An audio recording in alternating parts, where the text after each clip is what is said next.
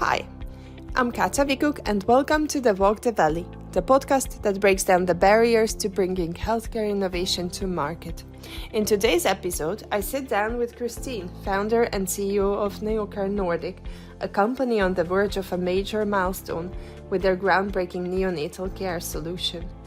We discuss what it takes to bring a health tech product to life, from securing CE marking and entering test markets, to crafting a funding strategy that maximizes soft funding and attracts investors. Kristine also shares her insights on working directly with hospitals, creating evidence-based standards, and navigating the tricky gaps between funding cycles. Let's go for the walk in the valley. Hi Kristine, thanks for sitting down with me today. Can you start by introducing NeoCare Nordic? What inspired you to create this company and where are you in its journey right now? Yeah, I can do that. Well, I was part of a education called biomedical design, and in that education, you actually get access to the hospitals. So we were sent out into the hospitals to spot different needs. What are the problems at the hospitals? So we were like the fly on the wall. And there I walked around, looked at the problems, and then I saw some issues around handling and moving around neonatal children. So I, together with the staff in the department, actually created this product.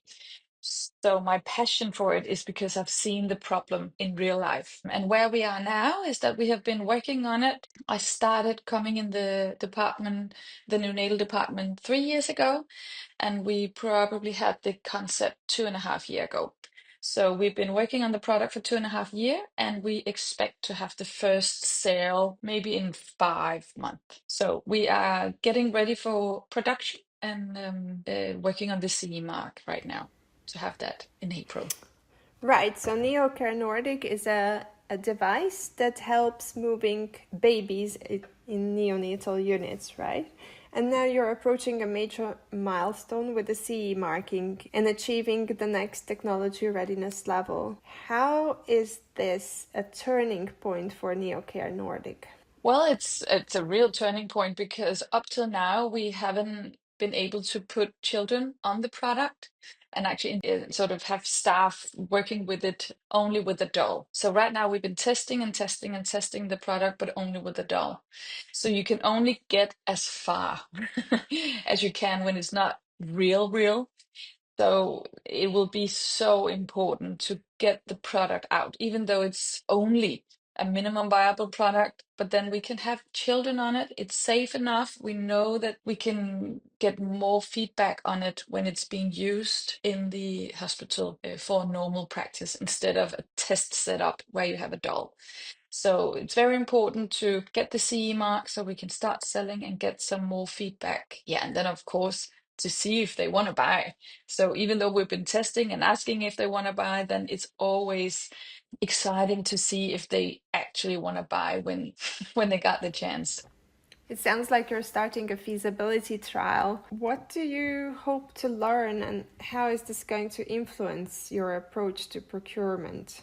In many ways, I don't hope to learn anything new because I hope that I already know all I need to know because we have been testing it so many times that I hope that we don't get any big surprises.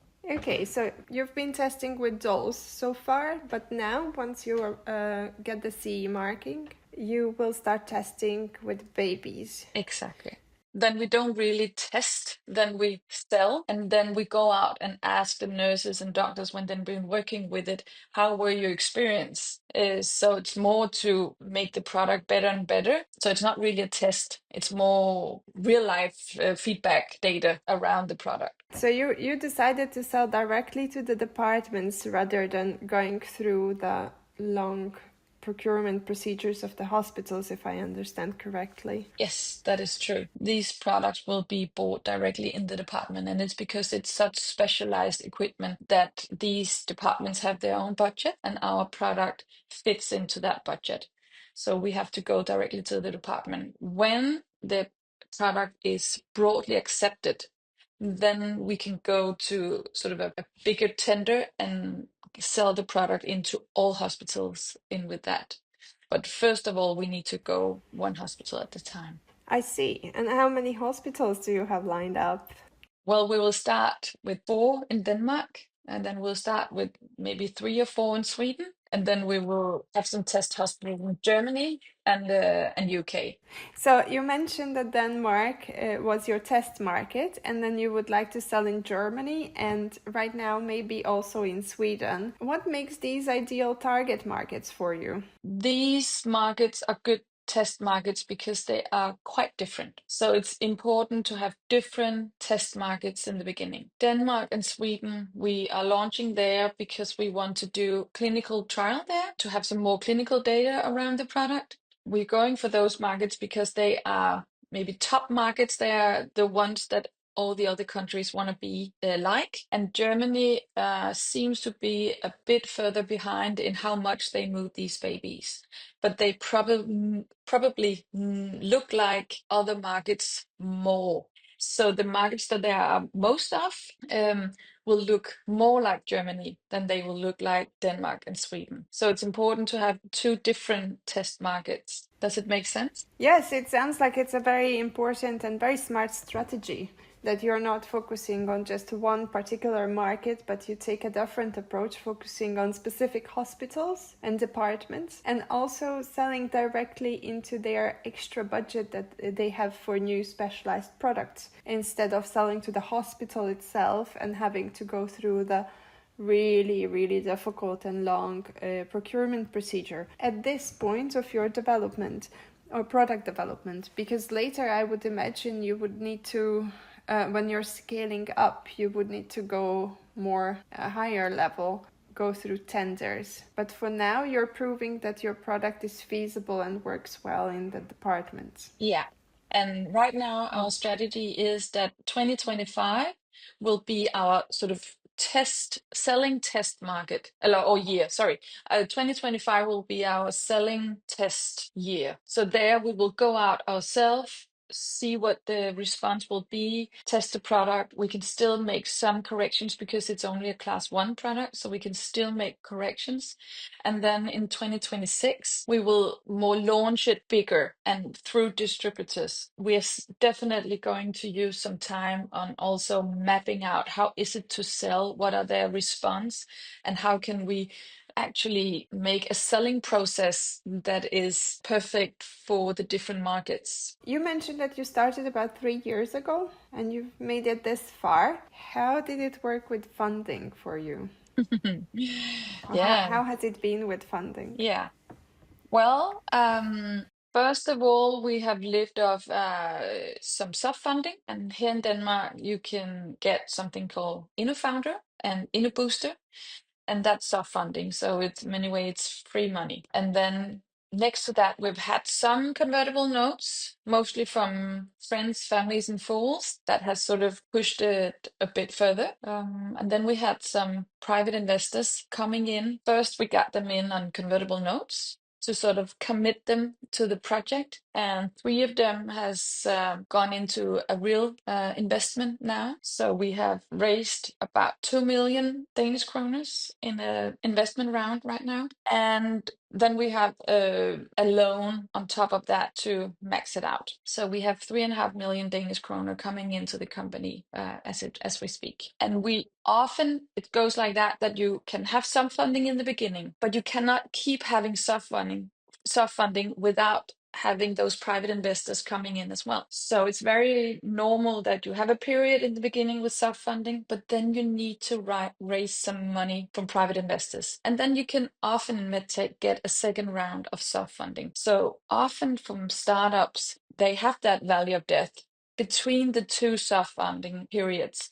If they don't go far enough in the first soft funding period to show that it has potential and is interesting for private investors, because then you never get to the second soft funding period. We are very aware that we needed those private investors to come in, and then we expect to have a second period of soft funding because we have already shown that we can attract private investors. So we have a application, or we have applied for another InnoBooster, and then right now we are working on an Eurostar as well to get some more sub funding in. So funding comes in waves, and you're saying that you really need to maximize the soft funding to go as far as you can with soft funding, so you can show value to the investors. You can create value with the product, initial product, and then you can showcase that to your investors. And once they invested, then it's easier to go for the second soft funding round, which is much bigger because you show that you've created value and that value has been accepted on the market. Exactly. So the soft funding committee isn't the only one to sort of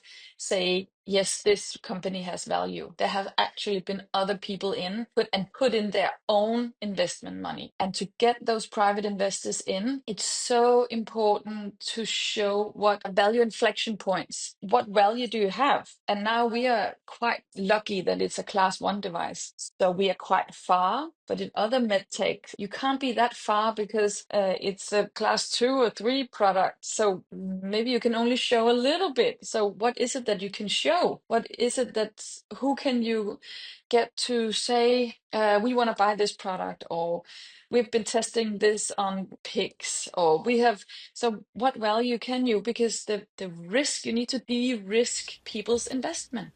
This is a very important point, de-risking people's investment. Yeah. And now you're at the point where you're going for an EU funding round. An EU soft funding round, right? What outcomes are you aiming for from this? For this from soft the funding. EU funding? Yeah. Well, I can maybe elaborate on what we actually had success with our private investors. For a long time, I came out to meetings and I weren't specific in what we needed to use the money for. And then suddenly I found out that I needed to be extremely specific. We need to raise 2 million Danish kroner, and we need to raise them to go from A to B. This is these 6, 8, whatever month that we need to cover the expenses for. And when we're done with that, we are exactly here. And that was much easier to communicate. And then they suddenly had a feeling of, oh, okay, if I invest, then this product will be reaching this far when they're done. Then the next value inflection point will be sort of suddenly saved, and the company thereby is this much more worth. So that was just a really good experience to show that if I communicated much more precise, then I suddenly got much more attention from private investors. And the European soft funding we are applying for, it's actually for a clinical trial. So we launched the product because it's a class 1 device. We launched the product almost without any clinical claims. And then afterwards, we are making clinical tests. We are mapping out if it's easier and better for the children to move children with our method instead of the normal methods. So we are applying for soft funding, European soft funding, to actually get some clinical data on the product. Okay, let's get to the creating an evidence-based standard. Let's talk about it a little bit in a minute, but I just want to recap that the way you show the value of the product at this point of development to the investors is to identifying very, very clear milestones and being very, very clear what do you need to do to reach them. So you communicate that you know what you need to do to reach those milestones, and you know exactly how much money you need to reach those milestones, and that's what you need to show in the end to your investors, that hey, you gave me the money to do this and I've done it, so now we're moving on to the next phase. Now, this is the value you communicate to the investors. But what about the hospitals? How do they see your product? Do they welcome it, or do you have to go far to pitch them properly? How do you communicate the product's value to the hospitals? Yeah, it's always interesting when you go out to hospitals with a new innovation because they like the method that they're doing already, even though when you look at it from the outside, you think, wow, I think we can do this better. So some of the staff, they immediately love it. and can see the potential. And some of them, first of all, think, no, that's not really very nice because then we need to change all of this and this and this. We are lucky that WHO came out with a new report 2 years ago saying that these children needs to be moved out to parents much, much, much more than they do already. So we as a company don't have to push this. Some other people already do that. So we just come with a product that actually helps them change this behavior. Okay, so you're not you're not doing the advocacy for moving the babies from the hospital bed to their parents' arms, but you're making it possible so hospitals can comply with the WHO guidelines. Exactly. So they've been asked to make new guidelines all over the world, but it's a high risk procedure and it needs a lot of staffing to do it. So they don't have the man hour to do it. So they can't really live up to the new guidelines that WHO recommended. Okay, so NeoCare Nordic is not just about introducing a new product to the hospital, but it's also creating or contributing to creation of this evidence-based standard for moving the babies from the bed to the parents by using your sensors to make sure that the continued monitoring of the babies is secure. Yeah, all the tubes and wires are attached to the children, and therefore they are not supposed to move at all. And it's high risk procedure to move the children because the tubes and wires can be pulled out accidentally. So our product makes it safer and easier and better for the children. So we're actually just making it easier to do what they've already been asked to do. I see. So you found a really good gap on the market into which you could position yourself. And also, instead of disrupting the current procedures in healthcare, you're making them better or easier to do. Exactly. Yeah. And I think if we developed this product maybe 5 or 10 years ago, it wouldn't have been as easy to come up and launch it as it is now, because at that point we would have to move it out or sort of force it out into the market, where now everybody knows that these procedures needs to change. We need to change something in the way that we handle neonatal children. They cannot be placed in the incubator as many hours as they are now. They need to be with their parents, but we don't have any products to support it. So therefore, we are extremely lucky. And that's also important to think about when you do a startup. If the timing is right, if we came out with this product 5 years ago, or maybe 10, I'm not sure that the timing would have been right. We would have to force it out and change everybody's behavior because we thought it was a good idea. And that is just too hard for a startup, where now someone else is saying you need to change your behavior. And then we just come and say, and we have a product that can make it easier. And that's important. Wow. And when you talk to investors, how hard it is to raise money for this? Well, now we have just raised money, so I can say, oh, that was easy, but it's a hard process. And I started to talk to investors, I think in February last year, and now it's in December. So it had been taken 10 months to go from the first pitches where I had no experience in how to get in investors and actually stand here with investment on 2 million Danish kroner. And I have learned so much on the way. I have been I have been sometimes crying, sometimes hugging a tree, sometimes being full of I'm cool. I'm like, it's such an emotional ride to figure out how to do it. And I have been talking to so many investors. And in the beginning, it affected me quite a lot when they didn't want to invest. But along the way, you learn that you need to have so many no's before you get a yes.